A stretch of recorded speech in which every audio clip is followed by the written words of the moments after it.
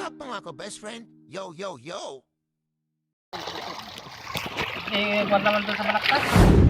Ayan, tara mga ka-best friend, samahan nyo ako at ipapasilip ko po sa inyo yung nilaglagan natin ng halos 11,000 na fingerlings. Dito po yan sa may San Jose, sa may Santo Niño 3rd po. Pero yung may-ari po, Tagalopaw. Ayan, big shoutout po sa lahat po ng nakakapanood ng aming mga video.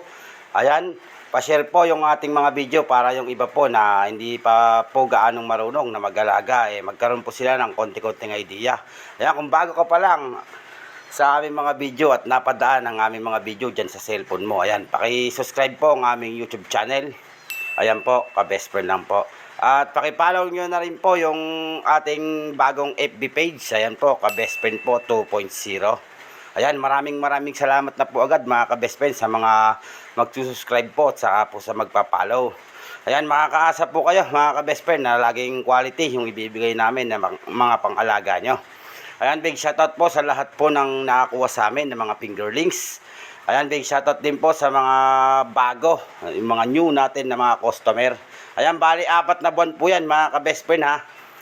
3 to 4 inches po yung nilaglag natin dyan, 4 na buwan po yan. Nag-partial harvest po tayo, bali nakakuha po tayo dyan ng 500 kilos. Ayan, sa susunod po, i-update ko po sa inyo kung ilan pa po yung ma-harvest natin, kung mananalo ba si Kuyang o manatalo. Bali, hindi pa raw po siya dyan gumastos ng 100,000. Sabi niya, mga nasa 75 daw to 80,000 yung Sana, nailabas niya po na puhunan. Bali, nakabenta na po siya ng halos 48,000 mga ka-best friend sa 500 kilos. Babalikan po natin yan sa GIS para may update ko po kayo. Makita niyo kung talaga po na kumikita po yung pag-aalaga po ng hito o hito farming mga ka-best friend. Ayan, maraming salamat po sa lahat po ng tumatangkilik sa aming mga good quality na fingerlings. Ayan, nag-harvest na rin po yung diniliberan natin dyan sa Gawing Tarlac. Nag-harvest na rin po siya ng kanyang tilapia mga ka-best friend. At napakaganda rin po yung tilapia niya mga ka-best friend. Halos isang size lang po nung ina-harvest nila. At yun lang, salamat and God bless. Ingat po tayo sa araw-araw.